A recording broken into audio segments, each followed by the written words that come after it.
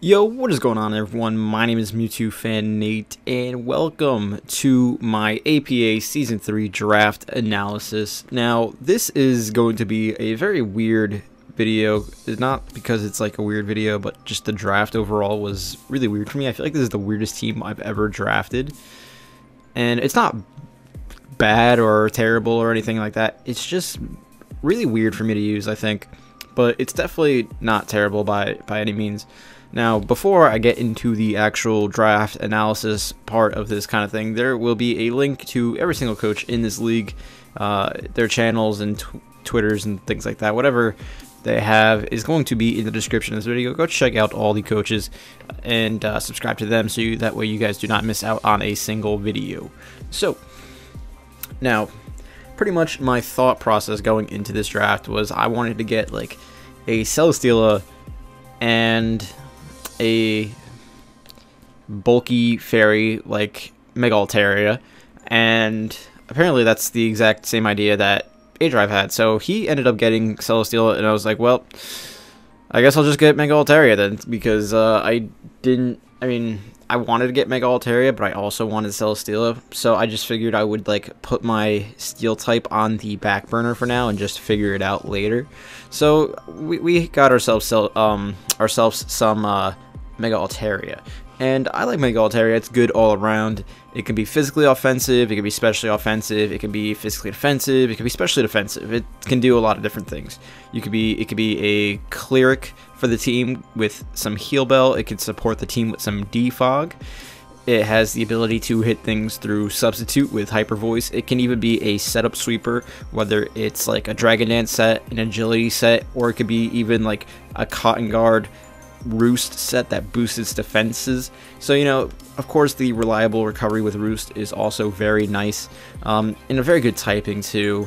It doesn't have that many weaknesses. It can switch into dragon type moves. It can switch into things like Thunderbolt, Flamethrower, grass type moves. It's really good in that kind of sense. So very good defensive, offensive mon that could do so many different things for the team, and that's why I drafted this thing, because it is very scary and it forces a lot of prep. So the next mon that I wanted to get was something that would support Mega Altaria, not in like a defensive way, but in a way that makes Mega Altaria's job easier. I wanted something that can really put a lot of pressure on different steel types that really stop Mega Altaria from shining. So with that in mind, I was like, all right, well, what's one of the best things that destroys steel types? So I decided to grab Infernic because it does have fire and fighting stab, meaning that steel types are very scared of this thing, and it's overall just a really good mon. It's really fast, base over 100 base speed. I think it's like base 108. So of course it's going to be really good at killing those steel types with its stabs. It's has a really cool ability with Iron Fist, so you know you get Mach Punch boosted, and Thunder Punch, Fire Punch are boosted by that as well, so that's kind of cool. The priority that it actually gets is cool too, because obviously you get the Mach Punch, and then it also gets special priority in Vacuum Wave, and this thing can be set up like .deck. Like it gets Bulk Up, Calm Mind, Swords Dance, Nasty Plot. You could use it as a lead option with like Stealth Rocks. You can have Taunt Things, Fake Out, U-Turn, Encore, and also we do get 2 offensive Z-move users, so I'm going to use Infernape as one of those, and I can really nuke certain things like Bulky Waters with like Z Solar Beam, or Z Thunder Punch with like Gigavolt Havoc. We also get like coverage to hit other things like flying types or whatever with like Rock Slide or Stone Edge. So this also does start the part of the Fire, Water, Grass core that I'm gonna have, and it also starts a Volt Turn core because it does get access to that U-turn, so that's pretty cool. So speaking of a Fire, Water, Grass core, I decided I was going to get a really bulky water type next, and I wasn't really sure what I wanted to go with. I must have had like VGC in my mind, because I was just like, oh, I really want a bulky water type, and for whatever reason I wanted it to have Tailwind, and I don't know why that was in my mind, but I was like, oh, that'd be kind of cool, right? So I decided I was gonna get Suicune, not because it gets Tailwind, but I was just thinking, I was like, oh, what if I can pair this with like Mega Altaria? I can go for Tailwind, switch out, something's gonna go for like Thunderbolt on me or a Grass type move, and then I'll like absorb it, and then like it'll let me like just destroy things with Mega Altaria. That was my mindset, like when I drafted this thing, and it makes no sense, but it might work in a future game, so watch out for that, guys. The cool thing that I actually do like about Suicune is that it is very bulky. It forces a lot of prep because there's going to be teams that are going to want to run like Whirlwind or Haze or something like that, and then for whatever reason, if I just don't bring it, then it's like a wasted move slot for them. Like, this thing can set up screens. It could be like Calm Mind offensive. You can fish for burns with Scald. You can get Hydro Pump for like big boy damage, Ice Beam for coverage. Obviously, like I said before, it gets Tailwind, but this thing also gets some pretty cool moves like Icy Wind to slow down things, Shadow Ball, and Signal Beam. And if you want, this thing even gets Cursed for some reason. So if I want to be a meme lord and run Cursed Extreme Speed, Waterfall, or whatever, I will do that. Everyone always needs to be ready for Mirror Coat, because if someone goes for Thunderbolt and you're really bulky, you live 1, you click Mirror Coat, something just dies. So that's pretty cool. You also can use this thing as a phaser because it does get Roar. Really, this thing is just going to be reducing things, PP with pressure, like PP stalling things and just sponging hits. So that's pretty much why I got it. I wanted something that I can kind of just drop and like let things just sit on teams, fish for Skull Burn, just chip everything down, make it easy for Mega Altaria just to win games or something else. You know what I'm saying? So the next mon that I wanted to get was something like a fast electric type. So that's exactly what I got. I got a fast electric type. I got Heliolisk, and there's a couple reasons why I got Heliolisk. Mainly because it is a fast electric type, but also because it gets U-turn. U-turn is awesome for electric types to get because you're not forced to switch with Volt Switch.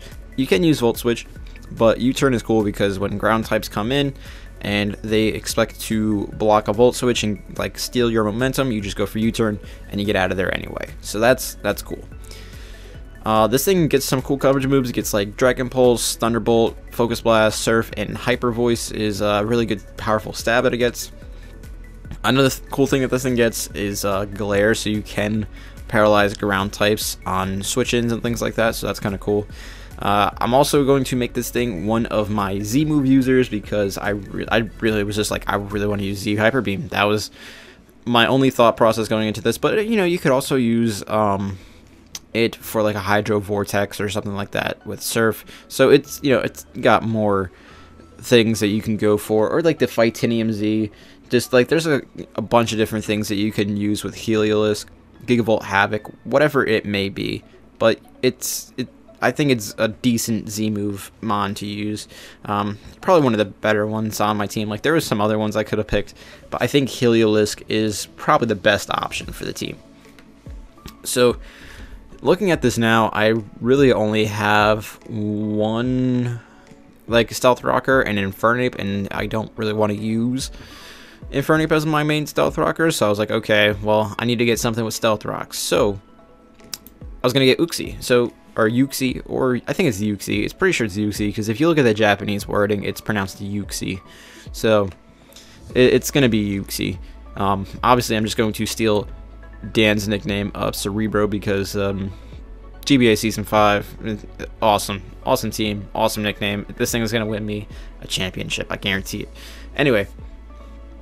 This thing is really good with Heliolisk, actually, now that I'm looking at it, because it does have Levitate and a Resist Fighting type move, so that's kind of cool. It has a really cool speed stat. It's like base 95, so that does force some base 100s to want to speed creep this thing. This thing does get Stealth Rock, like I said, but it also gets Heal Bell, T-Wave, gets Memento, gets Trick for tricking items onto your opponent. So if you have an opponent like a Ferrothorn or something like that, and you want to trigger the Choice Scarf, that's pretty cool.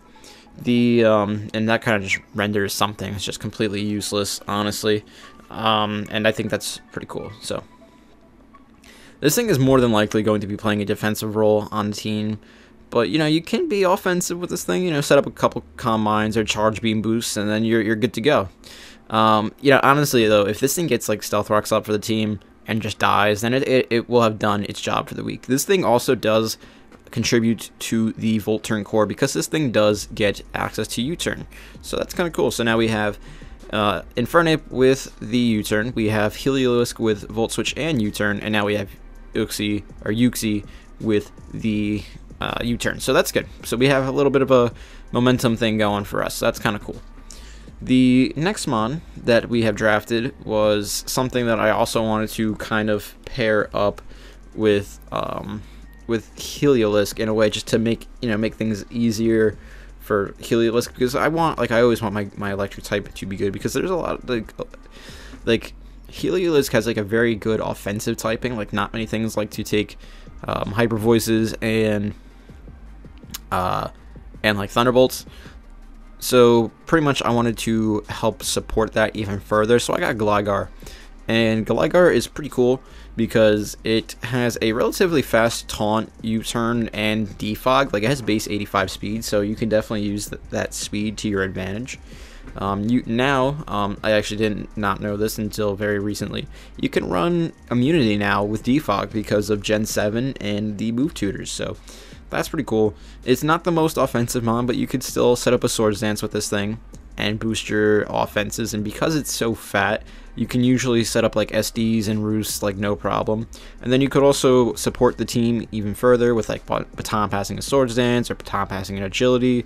And because this thing does also get U-Turn, it also contributes to that same Volt Turn core. So again, very cool. I like this mon a lot. Very fat with Eviolite.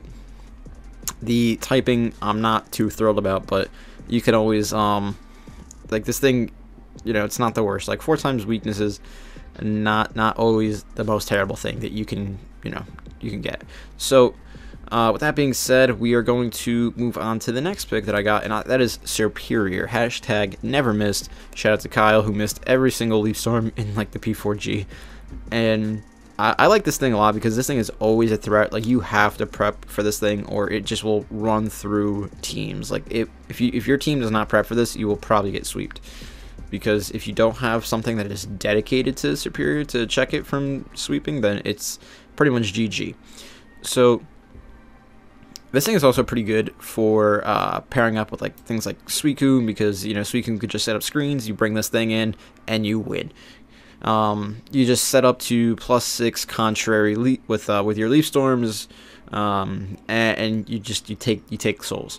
So obviously this thing can be a little bit more versatile than just setting up Leaf Storms and boosting its special attack with it. Like you can get defog with this thing, you get glare, you get knockoff, you also get different cleric options like aromatherapy, you get synthesis to recover your own health. You can run a cool substitute leech seed set. You can do pretty much limitless things with this thing, and I haven't really used it since like ORAS, or probably ever. I think I probably used it like once or twice in ORAS, so that makes me really excited to use that. That's actually I didn't mention that before, but that's pretty much the theme going into this draft. I told myself once I missed out on my Celesteela pick, and I just grabbed myself Mega Altaria, I was like, let's use some throwbacks, you know, because I used Infernape a lot back in the day. I never really used Suicune, but I really did use Heliolisk, and never really used Uxie or Gligar, but this is another mon that I used a lot. So we have like Infernape, Heliolisk, Mega Altaria, and Superior that I'm kind of bringing back that I haven't really used in quite some time, because I haven't really used them in Sun and Moon. So that's kind of exciting for me. Now, looking at my team, I really do want Mega Altaria to shine, very, very much so.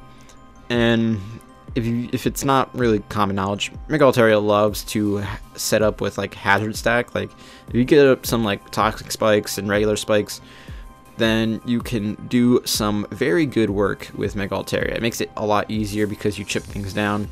And because of the Pixelate nerf, where it's not doing 30% more damage, it's now doing 20% more damage. Then, you know, obviously the little bit of extra chip damage helps things out. So I wanted to grab a Toxic Spike Setter and a Spike Setter, so that's why I'm getting the trash itself, Garbodor, or Garbodor, whatever, it's garbage.